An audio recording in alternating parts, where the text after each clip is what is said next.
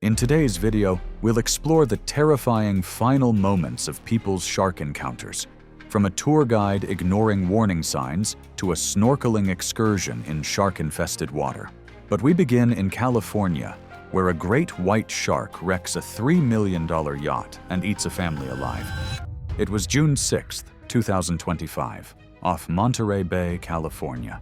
The Pacific was calm beneath a fading sun, kelp beds swaying just below the surface. From a distance, the small luxury yacht gleamed, anchored in still water.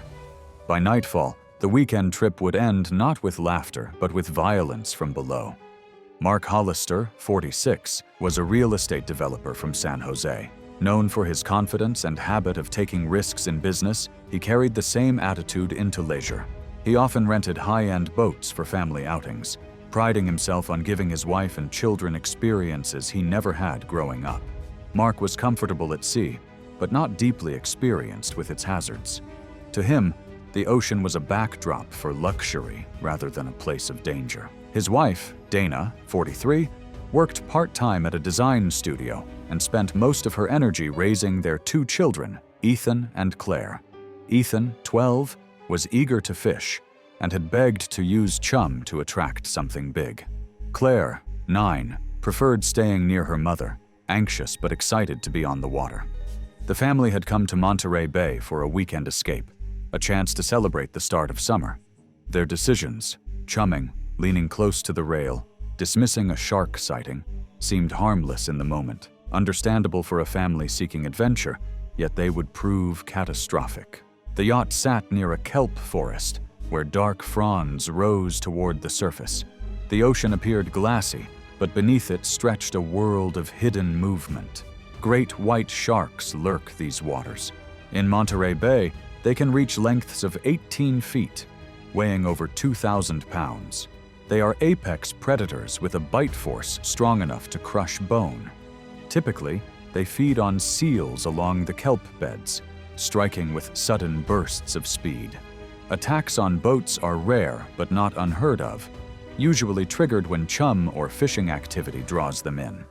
While a great white's primary instinct is not to harass humans, confusion or agitation can lead to destructive behavior. Earlier in the day, the family had tossed leftover bait into the water, laughing as gulls swooped and fish scattered. Mark brushed off warnings that chumming so close to the yacht might draw larger predators. When the shark appeared near sunset, circling with deliberate passes, Dana urged caution, but Mark treated it as spectacle. Witnesses later described the family smiling and pointing as the animal's dorsal fin cut the surface. Even when the shark struck the hull once, rocking the yacht and rattling the railing, Mark dismissed it as curiosity. The children leaned over the deck, watching. But then, the shark's behavior escalated. From the charter boat anchored nearby, several people saw the animal ram the starboard side with startling force, its bulk thudding against fiberglass and steel. Each impact bent the railing further until a section gave way. Ethan, standing nearest, lost his footing and toppled into the water with a splash. Dana's scream carried across the water as she reached for him. What happened next unfolded in seconds, but was burned into the accounts of those who watched. The shark breached upward, its mouth clamping around Ethan's torso. Blood clouded the water as the boy was pulled under. Mark dove in instinctively, arms striking through the red churn, but the predator circled back. With a sudden lunge from below, it struck him hard, shearing off his leg at the thigh.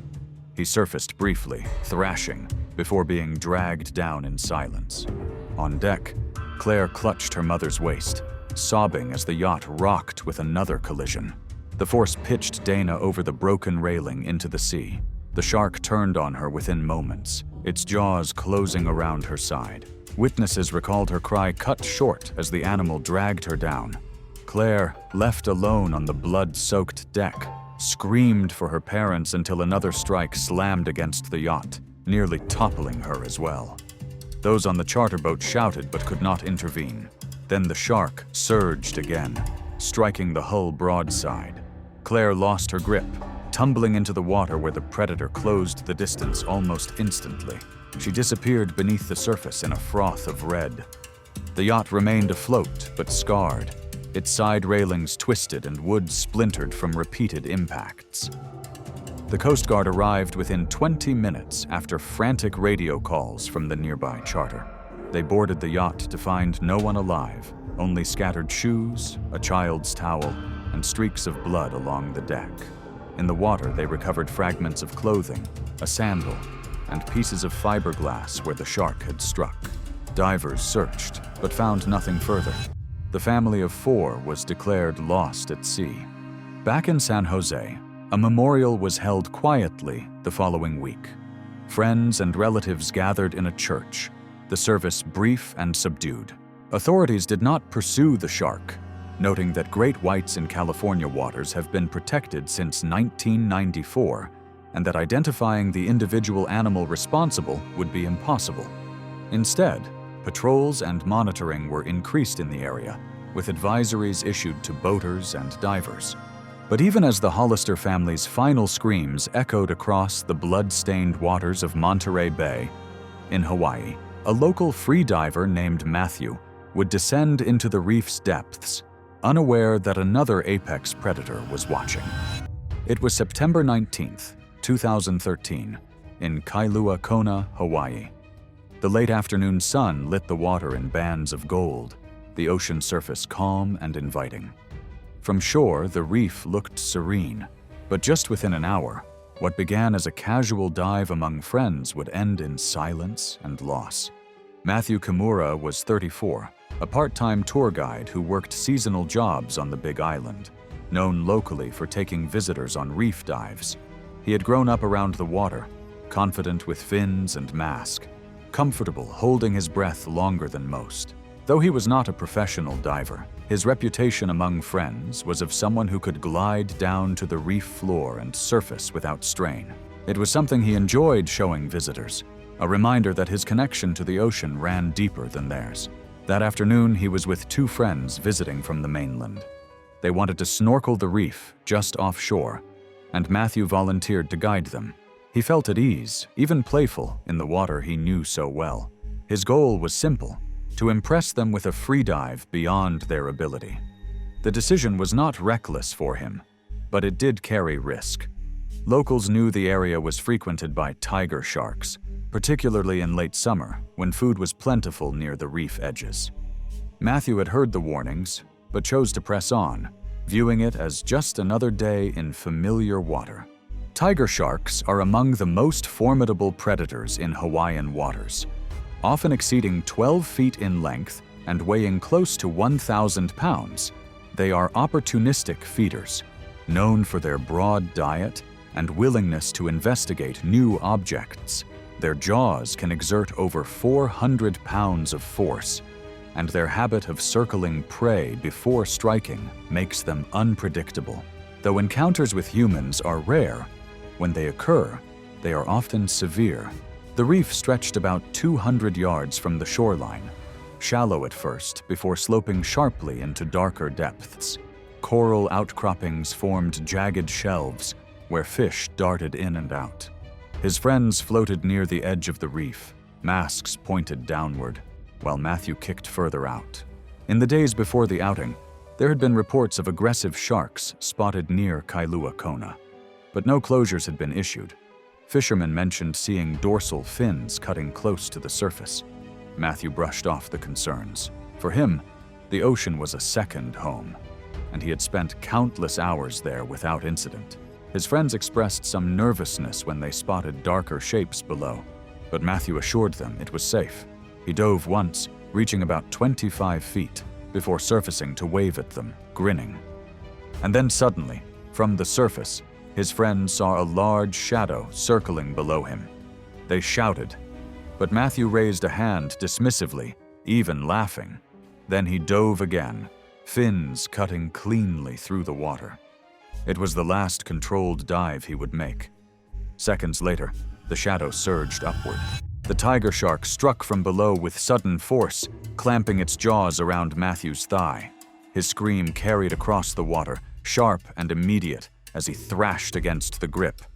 The surface broke red as the shark shook its head violently, tearing muscle and bone. His friends splashed and shouted. Matthew broke the surface once more, one arm raised, blood trailing in a long ribbon. The look was not of endurance, but of desperate reflex, his body already weakening. The shark pulled him under again, the water folding over in froth and bubbles. His scream cut off, replaced by the muffled churn of movement beneath. From shore, lifeguards saw the commotion and launched quickly on a jet ski. By the time they reached the spot, the water was streaked with widening plumes of red. The shark's dorsal fin was visible once more before slipping beneath the surface. Matthew did not resurface. His friends were pulled onto the jet ski, shaken and silent. Search efforts lasted until evening. Divers entered cautiously, scanning the reef edge, but only fragments remained: a torn section of wetsuit, a single fin, and a snorkel tube. No body was recovered. In the days that followed, Matthew's family held a quiet funeral service in Honolulu. Without a body, the ceremony centered on photos and memories. State officials issued advisories urging swimmers to avoid the area for 72 hours, acknowledging that tiger sharks often lingered after such incidents.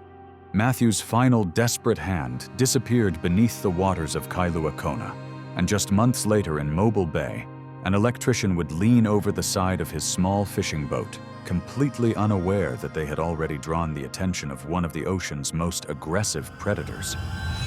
It was April 22, 2014, in Mobile Bay, Alabama. The spring morning was breezy, the bay waters shifting from calm patches to rippling chop as the wind carried in from the Gulf. Within hours, the peacefulness would be broken by screams, blood in the water, and the sudden pull of a shark from below. James "Jimmy" Harlan was 49, a licensed electrician from Mobile who worked long weeks wiring new residential builds across the county. He was steady-handed and reliable, often the one contractors trusted with final inspections. Away from work, fishing was his preferred escape. Most weekends, when weather allowed, he loaded his tackle box and a cooler into his small skiff and invited friends or co-workers to join. Known for being easygoing, he liked the camaraderie of a day on the water, the shared drinks and stories as much as the catch itself. He was also frugal, sticking to his 16-foot aluminum boat rather than upgrading, even though friends occasionally teased him for it, feeling too light for rougher waters. This trip was meant to be straightforward. Two co-workers, both younger, had joined him that Tuesday afternoon after a job wrapped early. Jimmy wanted to show them a productive spot near the channel markers, where redfish and speckled trout gathered. The plan was to fish until dusk, and then head back before the weather shifted. He had cut bait ready, and a gaff hook on board, keeping things simple. His goal was no more than relaxation, though his co-workers hoped for photos of a big catch to post online. His decision to bring them out in a small boat with the wind rising was not reckless, but it left little margin if anything went wrong. Bull sharks roam these waters. They are among the most aggressive sharks in North American waters. Unlike many species, they thrive in both salt and brackish water, often venturing into bays and rivers. Stocky and muscular, they can grow to over 10 feet and weigh 500 pounds. Their blunt snouts and unpredictable feeding patterns make them notorious among fishermen. Bulls often test boundaries, ramming or bumping objects before biting, and they are known to linger when scraps are present. Warnings had circulated that week. A charter captain had reported multiple bull shark sightings near the same markers where Jimmy chose to anchor. Local fishermen on the dock had joked about chumming for trouble when they saw him load buckets of bait fish. His younger co-workers raised mild concern when the boat rocked more sharply than expected, but Jimmy brushed it off. The scraps tossed overboard drew gulls and small fish in, but no one seemed bothered. When a dark shadow circled once beneath the boat, one co-worker pointed it out nervously. Jimmy told him it was common and continued fishing. By mid-afternoon, the men cut more fish, tossing heads and bones into the bay. That was when the bull shark returned, circling closer, its dorsal fin slicing briefly above the water. One co-worker, half joking, suggested tossing it a chunk by hand. Jimmy leaned forward with the gaff instead, partly curious, partly showing off. The skiff shifted under his weight, the thin aluminum hull not built for sudden movement. The shark lunged first at the surface, striking the boat's side with a loud crack. The jolt rocked the skiff violently, and Jimmy, off balance at the bow, toppled forward into the water. His co-workers shouted, scrambling to reach him, but the shark was already there. Witnesses described a blur of splashing, and Jimmy's immediate scream as the bull shark clamped onto his leg. He thrashed, trying to kick, but the shark shook its head violently, tearing flesh. The men on the skiff reached with a fishing pole and then the gaff, but their grips slipped as the shark yanked him further from the boat. For several moments, Jimmy's arms flailed above the water, hands grasping, but each pull from the shark dragged him lower. His co-workers screamed for him to hold on, splashing in desperation, but the shark dove, pulling him fully beneath. When he surfaced again, it was only for seconds. His shirt was shredded, his body limp, one boot half torn. The shark struck again from below, taking him under in a final pull. The water boiled red, then stilled, leaving only drifting scraps of clothing. The Coast Guard arrived within half an hour, alerted by frantic radio calls from other boats that had heard the screams. They searched the area until dusk, but nothing remained except a floating boot and blood-stained foam near the current line. No body was recovered. Jimmy's funeral in Mobile was held days later, attended by co-workers and family. The service was quiet, marked by subdued conversation rather than lengthy eulogies. Local television covered the story in a short segment, calling it a tragic freak accident. Officials responded with a temporary ban on fishing in parts of the bay, citing increased shark activity. Jimmy's final screams turned to choking gurgles in the churning waters of Mobile Bay. Meanwhile, just 2 years later in the Bahamas, two sisters would swim eagerly ahead of their parents' boat, unaware that multiple predators were on the hunt. It was July 15th, 2016, in the Bahamas. The sun hung high over the Atlantic. Beyond the reef's edge, the water shifted from clear blue to a darker, deeper hue that signaled open ocean. The Schultz family's snorkeling excursion, meant to be a highlight of their trip, would end in silence and horror, leaving only fragments of what had happened behind. Anna Schultz was 18, freshly graduated from secondary school in Hamburg, preparing to begin university courses in the fall. She was adventurous but cautious, known by friends for being practical in her choices. Her sister Marie, 20, was more confident in the water, a regular at local swim clubs, and had encouraged the family to try snorkeling in the Bahamas while on holiday. Their parents booked a tour boat to take them out, seeing it as safe enough, especially with a local guide present. Neither girl was reckless. They trusted the crew's reassurance that it was a standard outing. For Anna, the trip was partly about bonding with Marie before her sister began her own studies abroad. The sisters had grown close during their travels, often pairing off while their parents lingered on deck. Their goal that day was simple: explore the reef drop-off, photograph the fish with an underwater camera, and return with stories.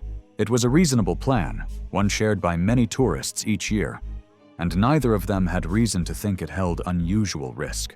The boat, though modest, looked capable. The weather was calm. Their parents waited on board, watching as the girls swam ahead. The reef was vivid, full of darting parrotfish, schools of tang, and soft coral bending with the current. Beyond it, the ocean floor disappeared into deep blue void, a sharp contrast to the bright shallows. The sisters swam about 40 yards from the boat, their fins cutting smooth arcs in the water, unaware that scraps tossed overboard earlier in the day had drifted into the current. This quiet habit of some crews, meant to draw fish closer for tourists, also attracted predators that followed scent trails far across the open sea. Oceanic white-tip sharks are among the most persistent hunters in pelagic waters.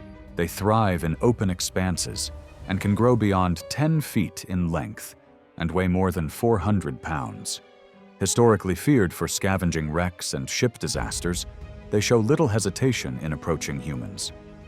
Their feeding behavior is deliberate, often circling, bumping, and closing in when food is present. They rely on curiosity and boldness, sometimes staying near boats for extended periods once attracted by blood or scraps. There had been warnings. Another operator had radioed earlier that morning about aggressive shark activity near the reef edge, suggesting crews keep tourists closer to the boat. Some of the Schultz family's own group noticed shadows moving below, but the guide dismissed them as harmless reef sharks. The sisters, more focused on their exploration, noticed the occasional shift in fish behavior, but did not view it as danger.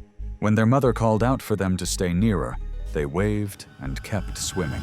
Moments later, 2 oceanic white tips appeared from deeper water. Their fins broke the surface briefly before sliding under again, circling with lazy but purposeful arcs. Passengers on the boat noticed first, pointing and shouting for the sisters to return. The guide whistled sharply, urging them in. Anna and Marie turned back, but they were already 40 yards out, their fins moving slower than the circling predators. The first strike came suddenly. Witnesses described one shark lunging upward, its jaws closing across Anna's arm and chest in a violent thrash. She screamed, the sound carrying over water. Blood spread rapidly, startling fish away in bursts of color. Marie reached for her, trying to push her toward the boat, but the second shark struck her leg from below, twisting her in a sharp spin. The water around them churned with foam, their cries mixing with the shouts from deck.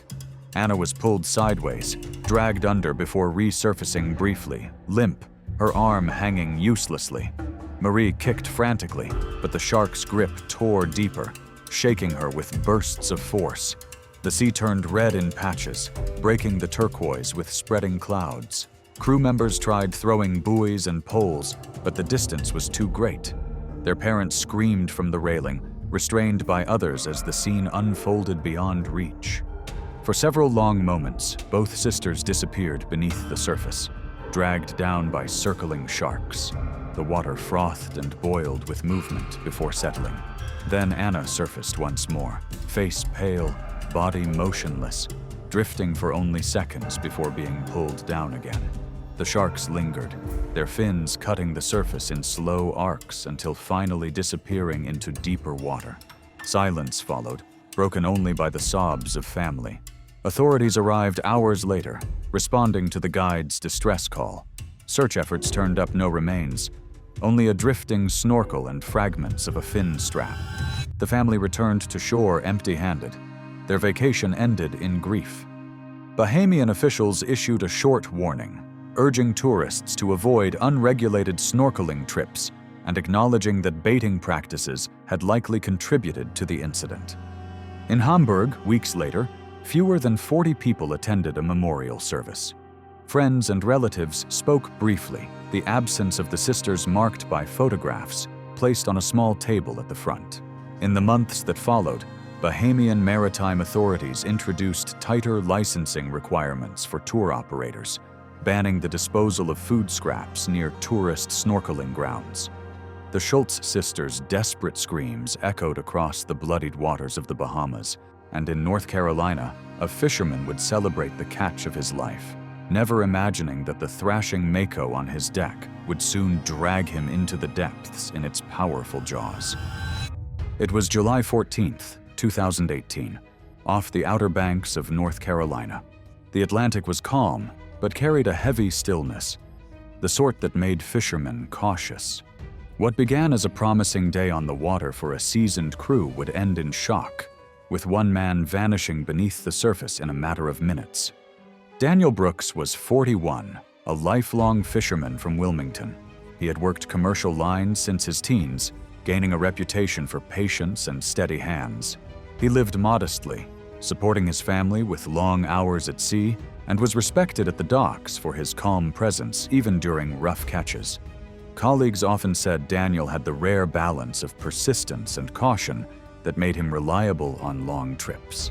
This excursion was not commercial work, but recreational, a break from routine.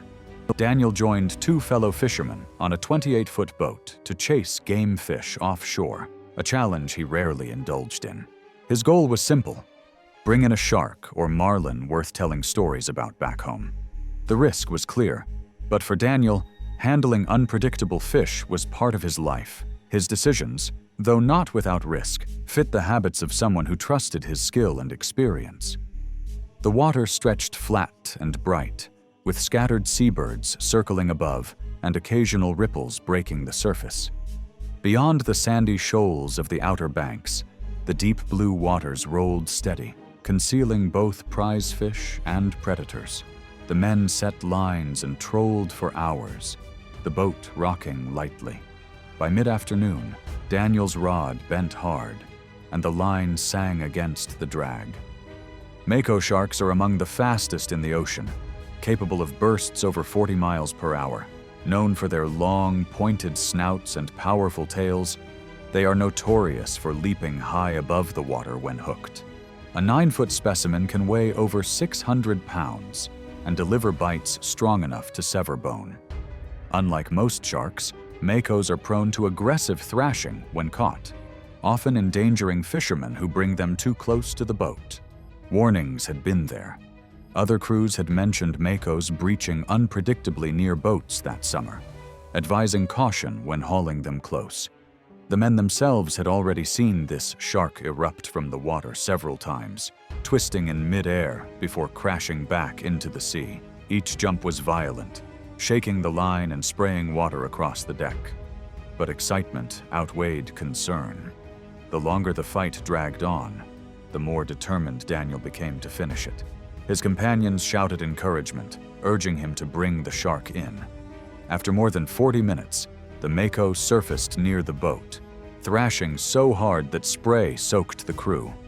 Daniel tightened his grip, muscles straining as he drew it nearer. The other men prepared gaffs, leaning close to the rail. What none of them expected was the shark's next surge. With sudden force, the Mako launched itself from the water, clearing the side of the boat and crashing onto the deck. Coolers burst open under the impact, lines snapped and whipped across the floor, and gear clattered. The shark's body thrashed side to side with incredible speed, its jaws snapping in rapid bursts.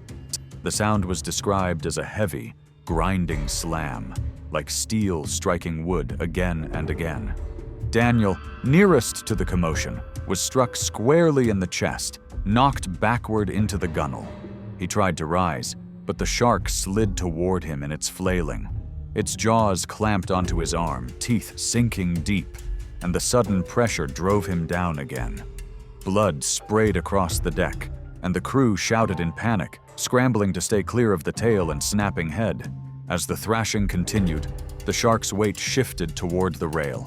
Daniel was still in its grip, arm locked between its teeth. When the Mako slid back toward the edge of the boat, Daniel was dragged with it. One of his crew lunged forward, grabbing his other arm, but the force was overwhelming.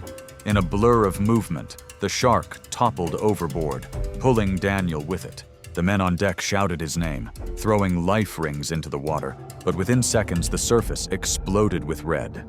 Daniel screamed briefly, the sound cutting off as the shark bit again beneath the waves. The water churned, violent splashes breaking the calm ocean, before suddenly going still. The men stared helplessly at the widening stain. The shark did not reappear. For long minutes the crew called out, circling the area with the boat, searching for any sign. Only a shredded line floated, its end frayed where the shark had thrashed free. Daniel's hat bobbed briefly in the swell before sinking. There was no body, no further movement in the water, just the silence of the sea returning as if nothing had occurred. When the Coast Guard arrived after the distress call, the search spread across miles of water. Helicopters hovered overhead, scanning for debris or remains, while other fishing boats joined the effort.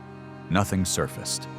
The official report later listed Daniel as lost at sea, presumed taken by a shark after being pulled overboard. His family held a closed-casket funeral in Wilmington a week later. The service was small, attended mostly by relatives and close friends from the docks. Authorities issued a short advisory reminding crews of the dangers of handling large game fish, but no new regulations followed. The Outer Banks remained unchanged, the waters still drawing fishermen and tourists alike. Thanks for watching. If you enjoyed these stories of adventures turned disasters, click here for more.